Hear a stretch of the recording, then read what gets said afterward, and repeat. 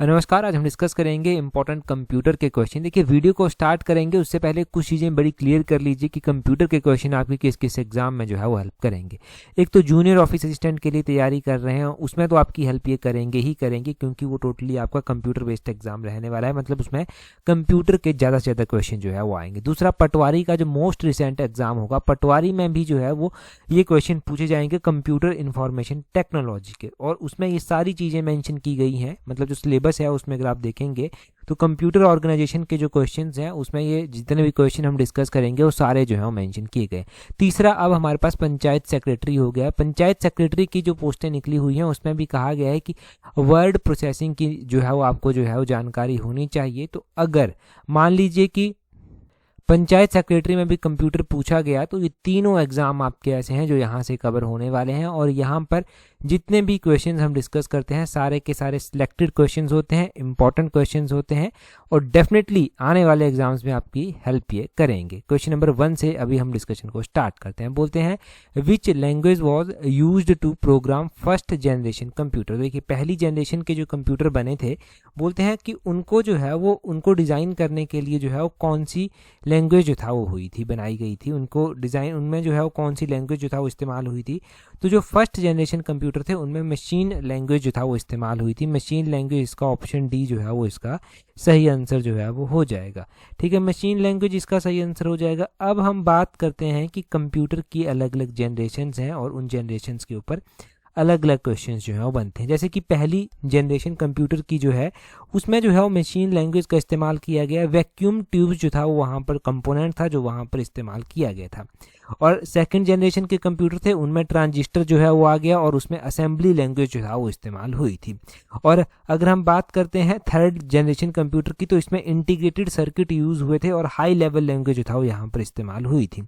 फिर fourth generation जो है वो आ गई। फोर्थ जनरेशन में जो है वो very large scale integrated circuit जो है, इनके सेमीकंडक्टर डिवाइसेस, मैग्नेटिक डिस्क, ये सब इस्तेमाल हुआ, और ये इसमें जो लैंग्वेज थी वो प्रोग्राम ओरिएंटेड 4GL लैंग्वेज जो था वो थी। और फिफ्थ जनरेशन आ गई जो अभी तक चली हुई है, जिसमें जो है वो बायो चिप्स आ गई है आपके पास। Ultra large scale integrated chips जो है वो आ गई, और इसमें जो है वो नेचुरल लैंग्वेज जो है वो इस्तेमाल जो है वो हुई। ठीक है जी, तो ये सब आपने जो है वो ध्यान रखना है कंप्यूटर जनरेशन की लैंग्वेजेस के बारे में।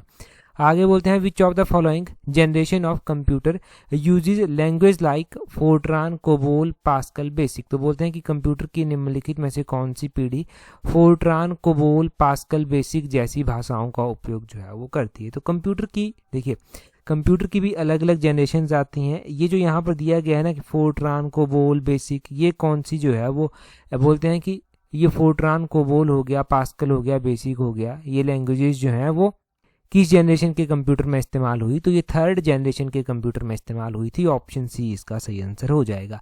थर्ड जनरेशन का देखिए, ये जो टाइम पीरियड रहा था इन कंप्यूटर्स का थर्ड जनरेशन का, ये 1965 से 1971 तक लगभग रहा था अप्रॉक्सीमेटली। अलग अलग किताबों में थोड़ी थोड़ी वेरिएशन देखने को जो है वो इसमें मिल जाती है थर्ड जनरेशन में। अगला क्वेश्चन देखिए क्या बोलते हैं which of the following type of computer are developed based on parallel and grid processing. तो बोलते हैं कि किस तरह के निम्नलिखित में से कौन से प्रकार के कंप्यूटर बोलते हैं समांतर और ग्रिड प्रसंस्करण के आधार पर विकसित जो था वो किए गए थे।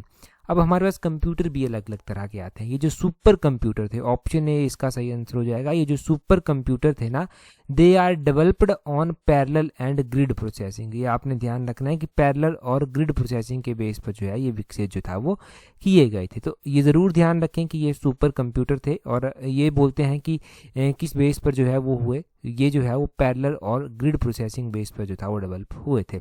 यहाँ पर वही लिखा गया है कि दो तरह के कंप्यूटर होते हैं। एक पैरेलल प्रोसेसिंग होते हैं जो कि simultaneous execution of multiple task और parts of task using multiple processors in a single computer system और क्लोजली कनेक्टेड सिस्टम। तो यहाँ पर बोलते हैं जो पैरेलल प्रोसेसिंग होती है ना, बोलते हैं पैरेलल प्रोसेसिंग में ऐसे होती है कि साइमल्टेनियसली एक साथ जो है, मतलब एक काम एक तरह हो रहा है, दूसरा काम, एक कंप्यूटर में मल्टीपल काम जो है वो हो रहे हैं और सेम टाइम पर वो हो रहे हैं। ग्रिड कंप्यूटर वो होते हैं is a type of distributed computer where multiple computer work together, यहाँ पर ज़्यादा से ज़्यादा कंप्यूटर, मल्टीपल कंप्यूटर जो है वो एक साथ काम करते हैं over a network to perform a task, एक टास्क को परफॉर्म करने के लिए। तो ये दोनों पैरेलल प्रोसेसिंग और जो ग्रिड कंप्यूटिंग है उसके बारे में आपको थोड़ी थोड़ी जानकारी आपको मिल गई। यहाँ से आगे बोलते हैं which network topology requires a hub और सेंट्रल कंट्रोलर। तो बोलते हैं कि अलग अलग तरह की नेटवर्क टोपोलॉजीज आती हैं। अब बोलते हैं कि कौन सी नेटवर्क टोपोलॉजी ऐसी है, नेटवर्क टोपोलॉजी का आपको बताना है जिसमें हब इस्तेमाल होता है, जिसको हब की ज़रूरत होती है। तो अगर आप बात करेंगे ना कि हब, जैसे ये हो गया हब, ठीक है, हब, और यहाँ पर अलग अलग कंप्यूटर जो है वो आ जाएंगे, ठीक है, यहाँ पर अलग अलग कंप्यूटर जो है वो आ जाएंगे। तो हब जो है ना बेसिकली ये किस तरह का कंप्यूटर, ये किस तरह की टोपोलॉजी बनी, ये स्टार टोपोलॉजी जो है वो बन जाती है। तो स्टार टोपोलॉजी में जो है वो हब होता है, ऑप्शन बी इसका जो है वो सही आंसर है। अब अलग अलग तरह की टोपोलॉजीज हैं, जैसे बस टोपोलॉजी है, ट्री टोपोलॉजी है, रिंग टोपोलॉजी है, ये किस किस तरह की टोपोलॉजीज हैं। बस टोपोलॉजी किस तरह की टोपोलॉजी होती है, इसमें T1 ये हो गया और इसमें जो है वो T2 ये हो गया। इसमें अलग अलग कंप्यूटर, एक यहाँ पर हो जाएगा, एक यहाँ पर हो जाएगा, एक यहाँ पर, एक यहाँ पर, ऐसे बस की आकार का थोड़ा सा जो है वो स्ट्रक्चर बना होगा। ये बस टोपोलॉजी हो गई। ट्री टोपोलॉजी किस तरह से होगी, ट्री टोपोलॉजी में जो है वो इस तरह से, मतलब ट्री की शेप में जो है वो बना होगा इस तरह से, ठीक है, इस तरह से जो है ये ट्री टोपोलॉजी जो है वो होती है। और उसी तरह जो है वो रिंग टोपोलॉजी भी होती है। तो रिंग टोपोलॉजी रिंग की तरह होगी, ऐसे कर कर, एक यहाँ पर, एक यहाँ पर, एक यहाँ पर सिस्टम, एक यहाँ पर सिस्टम, इस तरह से जो है वो होती है। तो यहाँ पर आपको टोपोलॉजी के बारे में जो है वो इन्फॉर्मेशन मिल गई। आगे बोलते हैं who wrote the first computer program. तो बोलते हैं कि पहला कंप्यूटर प्रोग्राम जो लिखा गया था, हु रोट, किसके द्वारा जो है वो लिखा गया था। तो हमारे पास अलग अलग तरह के जो है वो कंप्यूटर प्रोग्राम हुए। जो पहले वाला लिखा गया था, फर्स्ट कंप्यूटर प्रोग्राम जो लिखा गया था वो लिखा गया था किसके द्वारा, एडा लवलेस के द्वारा। एडा लवलेस, इसका ऑप्शन सी जो है वो सही आंसर हो जाएगा। हमारे पास अलग अलग तरह के जो है वो इस तरह की जो है वो इन्वेंशंस हुई, जैसे कि चार्ल्स बेबेज को जो है वो फादर ऑफ कंप्यूटर जो है वो बोला जाता है। एक बात आपने ये चार्ल्स बेबी की ध्यान रखनी है, फर्स्ट कंप्यूटर प्रोग्रामर जो था वो एडा लवलेस जो था वो था। और father of modern computer science जो है वो एलन ट्यूरिंग जो एलन टर्निंग को जो है वो बोलते हैं, एलन टर्निंग का नाम ध्यान रखें। और टिम बर्नर्स ली भी आता है, ये इन्वेंटर ऑफ दी WWW थे, यानी कि वर्ल्ड वाइड वेब, WWW के ये जो है वो इन्वेंटर थे टिम बर्नर्स। और आगे डेनिस रिच्ची का नाम आता है। डेनिस रिच्ची जो है वो क्रिएटर हैं, creator of C programming language. तो डेनिस रिच्ची का नाम भी ध्यान रखना है कि ये creator of C programming language जो है वो डेनिस रिच्ची हैं। आगे क्वेश्चन में क्या बोलते हैं who made the first electronic computer. जो बोलते हैं electronic numerical integrated and computer है, जो ENIAC की बात यहाँ पर की गई है। बोलते हैं हु मेड द फर्स्ट, तो पहला जो इलेक्ट्रॉनिक कंप्यूटर था जिसको electronic numerical integrator and computer बोला गया, ये बोलते हैं कि फर्स्ट इलेक्ट्रॉनिक कंप्यूटर जो है वो किसके द्वारा बनाया गया। तो ये जे प्रेस्पर एक्रेक्ट के द्वारा और जॉन मॉकले के द्वारा, इन दोनों के द्वारा बनाया गया। ये ऑप्शन डी इसका सही आंसर जो है वो हो जाएगा। हम टिम बर्नर ली के बारे में ऊपर पढ़ चुके हैं कि टिम बर्नर ली के द्वारा जो है वो WWW की खोज की गई थी। और चार्ल्स बेबी को बारे में हम पढ़ चुके हैं कि इनके द्वारा क्या किया गया था। तो ये 2-3 नाम आपने यहाँ पर रिवाइज भी कर लेने हैं साथ में, और याद भी जो है वो रखने हैं। अगला क्वेश्चन देखिए क्या बोलते हैं which of the following is the first programming language. तो बोलते हैं कि पहली जो प्रोग्रामिंग लैंग्वेज थी वो कौन सी थी, फर्स्ट प्रोग्रामिंग लैंग्वेज की यहाँ पर बात की गई है। तो पहली प्रोग्रामिंग लैंग्वेज जो थी ना वो थी फोर्ट्रान, ऑप्शन बी इसका जो है वो सही आंसर है। Fortran was the first programming language, ये आप ज़रूर ध्यान रखें, फोर्ट्रान थी। फोर्ट्रान का जो है वो बोलते हैं शॉर्ट जो इसका आता है वो फॉर्मूला ट्रांसलेशन जो है वो इसका नाम आता है फोर्ट्रान का। और बोलते हैं ये एक high level compiled programming language है, स्पेशली डेवलप्ड बाय IBM के द्वारा 1950s में जो है वो इसको डेवलप किया गया था for numerical scientific and engineering computer. तो इसके लिए जो है वो इसको जो है वो डेवलप जो था वो किया गया था। ठीक है जी, तो ये आपने जो है वो नोट करना है कि फोर्ट्रान क्या है, क्या इसका पूरा नाम है, हाई लेवल लैंग्वेज है, कंपाइल्ड बोलते हैं programming language specially developed by IBM। ठीक है जी, तो ये इंपॉर्टेंट है। अगला क्वेश्चन बोलते हैं a set of continuous data of similar type is called. तो बोलते हैं समान प्रकार के जो स्निहित डाटा होते हैं, डाटा का एक सेट होता है, उसको क्या कहा जाता है? तो जो समान बोलते हैं, a set of continuous data of similar type is called, तो उसको एरे जो है वो बोलते हैं, एरे उसको बोलते हैं। तो यहाँ पर क्या करना है, यहाँ पर आपने एरे सही टिक करना है और यहाँ पर स्टार भी लगा लेना है। ये एरे वाला क्वेश्चन जो है वो बहुत ही ज़्यादा इंपॉर्टेंट है और एक्सपेक्टेड है कि इस तरह का क्वेश्चन जो है वो एग्जाम में पूछा जाता है। ठीक है जी, एरे के बारे में आपको यहाँ से जानकारी मिल गई। अगला क्वेश्चन देखते हैं। परंतु अगला क्वेश्चन हम डिस्कस करें उससे पहले, अगर आप तैयारी कर रहे हैं अपकमिंग पटवारी और पंचायत सेक्रेटरी के एग्जाम के लिए, तो हमने ये रखा है कि स्लॉट 4 में हम पटवारी का एग्जाम भी कवर कर लेंगे और स्लॉट 4 में ही हम जो है वो पंचायत सेक्रेटरी का सिलेबस भी उस तरह से जो है वो कवर कर लेंगे इस टेस्ट सीरीज में। तो अगर आप इस टेस्ट सीरीज के साथ जुड़ना चाहते हैं तो नीचे डिस्क्रिप्शन बॉक्स, कमेंट बॉक्स में जो है वो लिंक दिया गया है। ये टेस्ट सीट जो है, जो स्लॉट 4 वाला लिंक है, ये सिर्फ 200 एस्पिरेंट्स के लिए ये ऑफर है कि ये दोनों टेस्ट सीट्स के साथ एक साथ जुड़ सकते हैं। इसलिए भी है कि ज़्यादा बर्डन आपके ऊपर ना पड़े, पॉकेट फ्रेंडली आपका थोड़ा सा सिस्टम रहे। तो नीचे डिस्क्रिप्शन बॉक्स में इसका लिंक दिया गया है। अगर जूनियर ऑफिस असिस्टेंट की तैयारी स्पेसिफिक वे में कर रहे हैं और उसकी टेस्ट सीट्स के साथ जुड़ना चाहते हैं तो उसकी टेस्ट सीट्स का लिंक अलग से जो है वो डिस्क्रिप्शन बॉक्स, कमेंट बॉक्स में दिया गया है। अगर आप इन तीनों के साथ जुड़ना चाहते हैं, मतलब अगर आप इन तीनों टेस्ट सीट्स को ज्वाइन करना चाहते हैं, तो आप हमें जो है वो डायरेक्टली ईमेल करना, आपको थोड़ा सा जो है वो इसके बारे में इंफॉर्मेशन मिल जाएगी। परंतु अगर आपका गोल सेट है, आप चाहते हैं कि आप जो है वो एक प्रॉपर शेप जो है वो अपनी तैयारी को दें, आगे बढ़ें, तो टेस्ट सीट्स के लिंक नीचे डिस्क्रिप्शन बॉक्स, कमेंट बॉक्स में दिए गए हैं। आगे बोलते हैं, which of the following programming language was developed by James Gosling. तो बोलते हैं कि जेम्स गॉसलिंग के द्वारा, बोलते हैं कि जेम्स गॉसलिंग के द्वारा कौन सी प्रोग्रामिंग भाषा जो था वो विकसित की गई थी। जेम्स गॉसलिंग के द्वारा जो है वो जावा, ऑप्शन बी जो है वो सही आंसर हो जाएगा। जावा की खोज जो था वो जेम्स गॉसलिंग के द्वारा जो था वो की गई थी। जावा आपने सही ध्यान रखना है।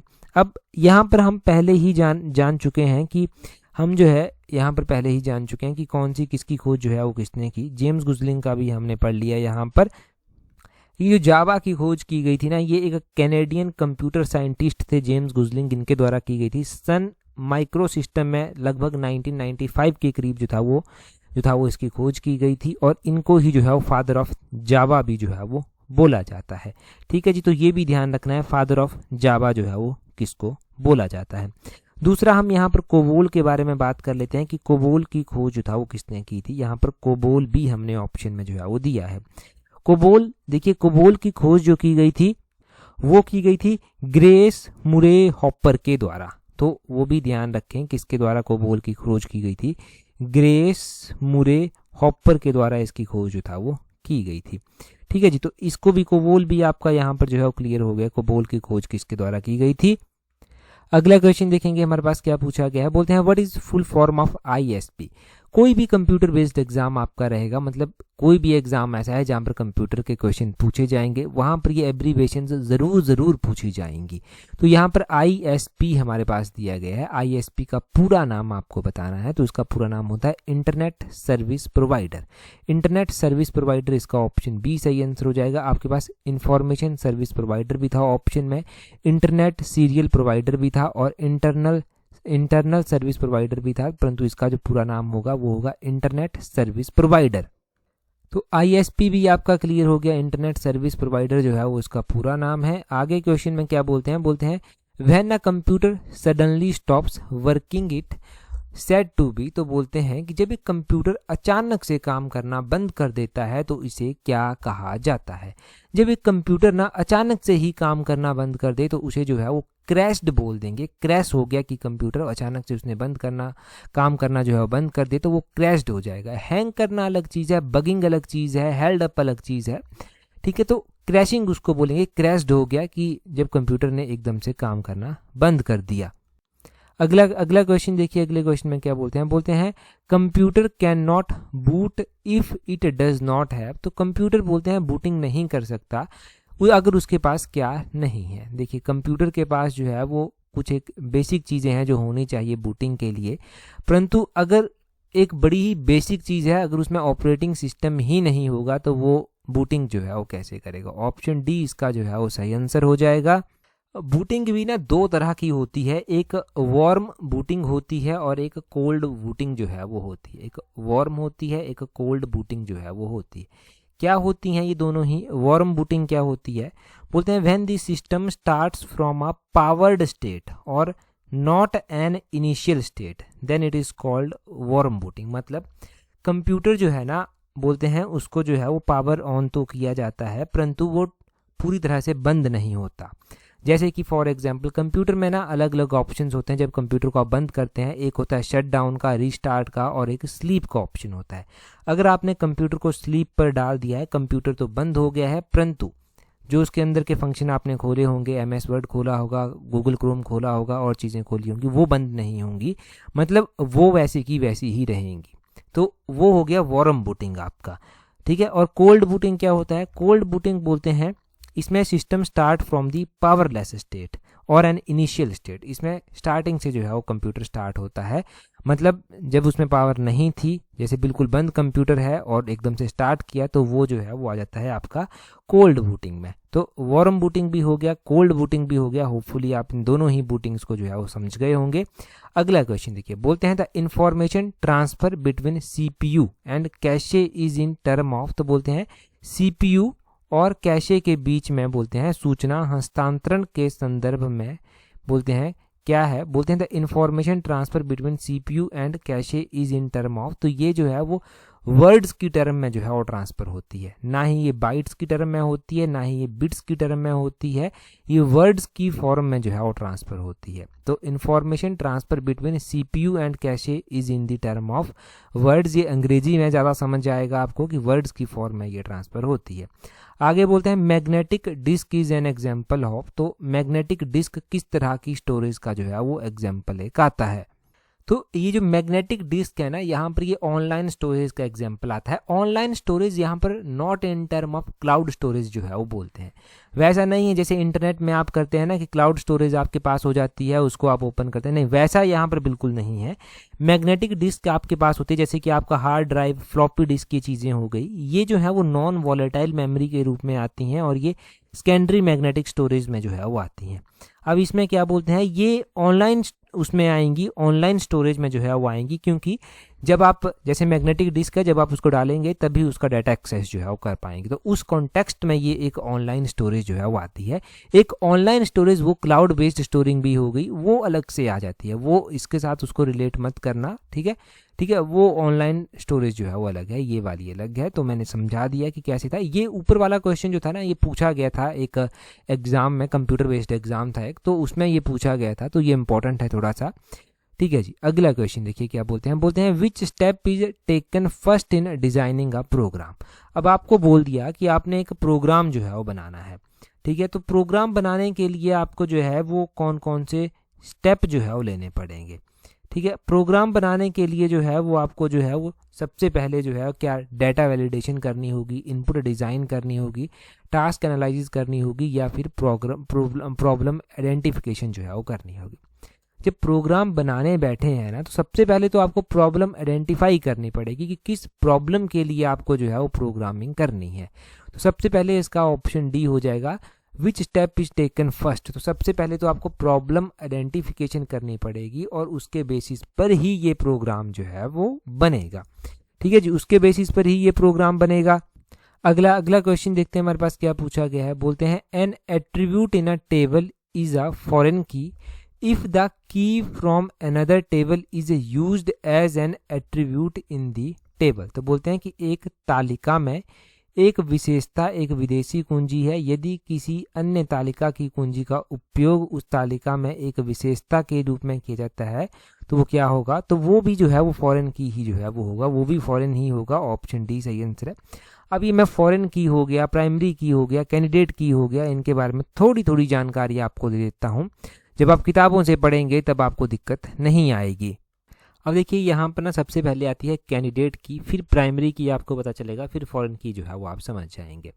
अब देखिए सबसे पहले मैं बात करता हूँ यहाँ पर एक टेबल की। ये टेबल मान लीजिए, टेबल आपने ले लिया। इस टेबल में आपके पास जो है वो एक तो है सीरियल नंबर, ठीक है, दूसरा है आपके पास बच्चे का रोल नंबर, ये किसी बच्चे का डाटा है आपके पास, और तीसरे नंबर पर जो है वो बच्चे का नेम हो सकता है, ठीक है, बच्चे का नेम हो सकता है, फिर फादर नेम भी हो सकता है, फिर उसकी ईमेल आईडी भी जो है वो हो सकती है। सीरियल नंबर 1 होगा, 2 होगा, फिर 3 and so on. Roll number भी क्या होगा, रोल नंबर बच्चे का 1, 2, 3, 4 या फिर 1001, 1002 कुछ भी हो सकता है रोल नंबर, परंतु सेम नहीं होगा। और बोलते हैं नेम। नेम देखिए किसी का जो है वो नेम राम भी हो सकता है, किसी का कृष्ण भी हो सकता है, फिर किसी का नाम फिर से राम हो सकता है, फिर कृष्ण हो सकता है। और अगर ईमेल आईडी की बात करता हूँ तो ईमेल आईडी भी सबकी जो है वो अलग अलग होगी।